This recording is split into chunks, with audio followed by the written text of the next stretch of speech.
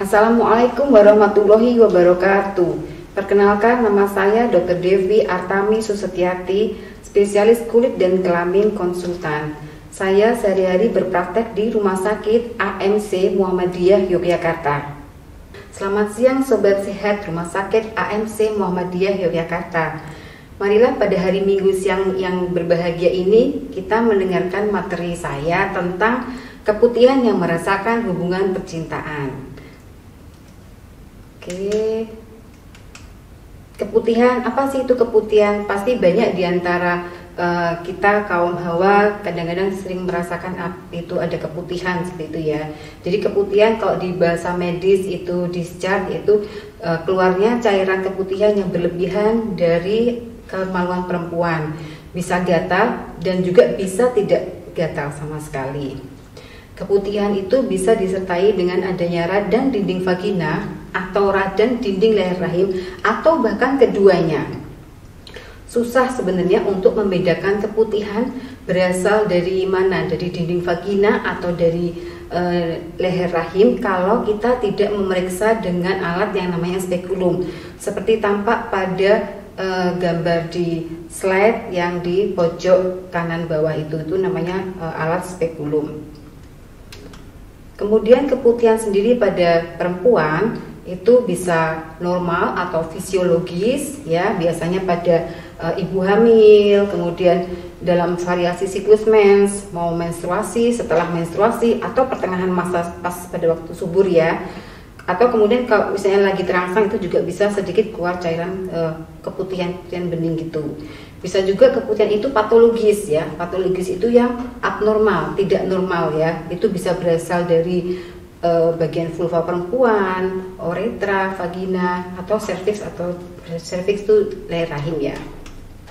Nah, ini sekilas tentang anatomi klinis genitalia perempuan ya. Barangkali mungkin ada yang belum tahu di alat vital, alat kemaluan perempuan itu ada apa aja sih. Jadi yang paling depan itu adalah lubang kemaluan untuk buang air kecil BAK, kemudian bagian tengah adalah lubang dari dinding vagina untuk keluarnya darah menstruasi kita, untuk melahirkan, untuk berhubungan seksual. Kemudian yang paling belakang yang di pantat itu adalah untuk buang air besar ya.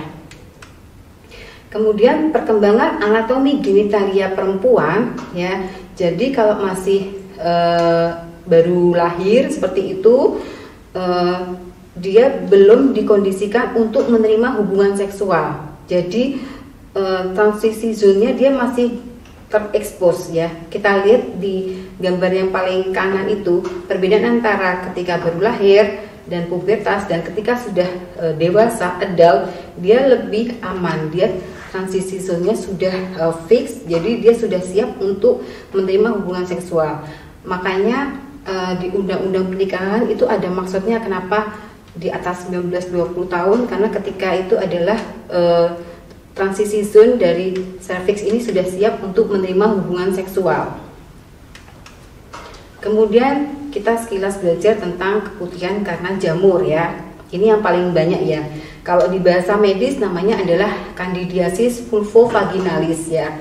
Nah, ini biasanya ada rasa gatal. Kadang-kadang kita sampai ngerasa panas ya. Terus perih, tapi perih terutama kalau udah digaruk ya, karena saking gatalnya, panasnya itu digaruk jadinya perih, apalagi kalau pas kita cebok ya. Itu dan bentuk keputihannya itu biasanya bergumpal-gumpal seperti pecahan susu, seperti di gambar sebelah itu kan kayak ada tempelan-tempelan putih-putih seperti itu ya. Gitu.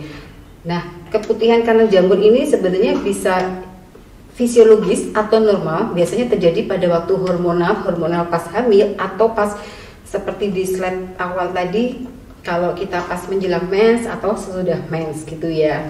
Oke. Jadi ini sering relapse itu sering kumat-kumatan seperti itu, tapi ini tidak berbahaya, nanti dia sembuh sendiri, hilang sendiri. Atau bisa disebabkan karena kita sering menggunakan pembersih vagina atau douching vagina seperti itu. Kenapa? Karena kalau misalnya kita sebenarnya Allah, Tuhan kan sudah memberikan bakteri yang sehat, ekosistem yang seimbang untuk vagina kita. Di situ ada bakteri yang bagus namanya Lactobacillus. Nah, ketika kita sering membersihkan vagina seperti itu, nanti Lactobacillusnya, ekosistemnya akan berubah sehingga malah menjadi lebih rentan terinfeksi bakteri, jamur, parasit dan lain sebagainya. Kemudian hubungan seksual. Nah, ternyata ada penelitian ya, itu kalau kita dalam seminggu lebih dari 5 kali berhubungan seksual itu juga merupakan faktor risiko untuk terkena keputihan karena jamur ya. Tapi di sini saya menekankan di akhir ini adalah candidiasis vulvovaginalis atau keputihan karena jamur tidak harus karena hubungan seksual, karena pada perempuan yang belum pernah berhubungan seksual pun bisa terkena candidiasis karena jamur ini ya kan, seperti karena misalnya tadi sering cebok pakai sabun kayak gitu ya, itu bisa menyebabkan dia keputihan karena jamur. Nah, ini beberapa contohnya kalau dia keputihan karena jamur. Ini kalau yang ini biasanya dia sampai ke area kulit. Biasanya nanti dokter memberikan anti jamur. Bisa salah satu contohnya adalah ketoconazole ya. Nah, ini beberapa penyebab yang menyebabkan kita sering kena keputihan karena jamur. Jadi ada penyakit juga, penyakit endokrin misalnya seperti kencing manis atau diabetes mellitus, itu juga orang tersebut jadi mudah kena kencing manis ya, atau Cushing syndrome dan sebagainya. Kemudian yang kalau yang kiri ini fisiologis, yaitu yang normal dia bisa kena keputihan karena jamur. Atau kebiasaan, misalnya sering pakai celana jeans, legging ketat seperti itu, celana dalam yang enggak katun, nah itu juga bisa menyebabkan kita mudah terkena keputihan karena jamur. Nah, sekarang kita menginjak ke keputihan karena parasit ya. Oke, kalau di bahasa medis kita menyebutnya adalah trichomoniasis, karena penyebabnya seperti di gambar slide itu bawah dan atas itu, ini namanya Trichomonas vaginalis. Dia punya flagela kayak bulu cambuk seperti itu ya, dia termasuk parasit ya, jadi dia bukan jamur, bukan bakteri gitu. Kalau ini rasanya gatalnya malah sedikit, tidak segatal jamur. Kalau yang jamur tuh benar-benar kita kadang sampai gerak-gerak gitu ya, nggak tahan untuk tidak memegang, untuk menggaruk ya. Tapi kalau ini gatalnya hanya sedikit. Yang khasnya adalah bau keputihannya, cairannya tuh bau banget, busuk banget. Mungkin kalau saya menganalogikan tuh bisa kayak bau telur busuk, telur asin busuk gitu ya. Warnanya kuning kehijauan. Nah, kalau keputihan karena parasit itu disebabkan karena hubungan seksual. Masa inkubasi 3-28 hari. Bisa ditularkan dari ibu yang hamil ke bayi yang dilahirkannya. Terapi untuk ini harus dengan antibiotik, tentunya dengan resep dokter. Nah, ini komplikasinya kalau ibu hamil terkena trichomoniasis ya. Yang berikutnya adalah keputihan karena bakteri. Nah, bakterinya macam-macam ya. Ini di sini saya simpulkan aja. Jadi ada yang keputihan itu ya diagnosisnya cervicitis gonorrhoeae ya. Itu tentu karena hubungan seksual ya. Kemudian ciri khasnya adalah keputihannya, cairannya warnanya kuning kental ya. Dredek-dredek gitu bahasa Jawa nih ya. Oke. Terus cervicitis karena chlamydiasis. Chlamydia trachomatis ya. Ini juga karena hubungan seksual penularannya. Keputihannya mirip kayak gonorrhea tadi, tapi dia lebih cair, lebih ringan gejalanya ya, tidak berat. Kemudian keputihan karena bakterial vaginosis ya. Nah, kalau keputihan dengan diagnosis bakterial vaginosis itu tidak harus karena hubungan seksual, tapi karena perilaku yang suka membersihkan vagina dengan sabun kayak gitu, terus pemakaian celana jeans, legging ketat seperti itu juga bisa ya. Oke, ini keputihannya walaupun namanya keputihan memang di sini macam-macam ya tadi ya. Jadi kalau di sini keputihannya warnanya homogen ya, agak berbuih seperti itu. Nah, khasnya adalah baunya amis ya, amis seperti ikan yang masih mentah itu. Biasanya pasien mengeluhkan setelah berhubungan seksual, kok baunya kok amis ya dok, kayak gitu ya. Cairan dari kemaluannya dia. Dan kadang-kadang ada rasa gatal. Nah, keputihan karena bakteri ini semua terapinya dengan antibiotik, tentunya harus dengan resep dokter ya. Oke. Nah, ini contoh klinisnya keputihan. Yang sebelah kiri itu adalah keputihan karena gonorrhoeae. Yang kanan atas itu keputihan karena chlamydiasis, Chlamydia trachomatis. Kemudian yang bawah yang agak berbuih itu karena bacterial vaginosis.